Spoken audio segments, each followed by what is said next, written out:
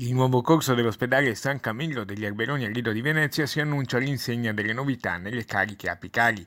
Il passaggio dai padri Camigliani alle suore Mantellate e Serve di Maria, che già hanno il controllo dell'ospedale Villa Salus, non passa inosservato. Fin da subito. Oggi il direttore generale Francesco Pietrobon, in scadenza al 30 settembre, ha annunciato le sue dimissioni. Dopo un colloquio comunque cordiale con la nuova proprietà è scaturita la decisione di non proseguire. Il dottor Gianpietro Ruparo aveva già lasciato la direzione sanitaria dell'ospedale IRCS. La separazione, è bene chiarirlo subito, in questo caso non dipende dall'avvicendamento ai vertici della struttura.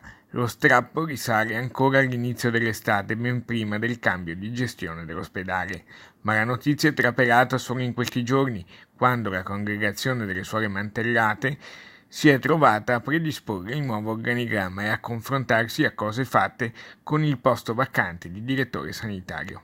Un ruolo, quest'ultimo, ovviamente cardine per un ospedale. La partenza di Ruparo non è avvenuta in modo indolore, maturata per vicidi interni ed è stata per molti dipendenti un fulmine a ciel sereno.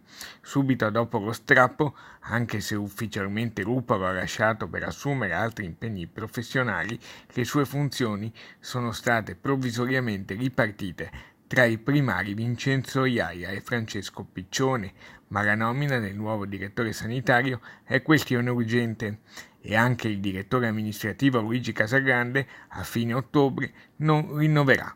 Insomma, una virata a 360 gradi.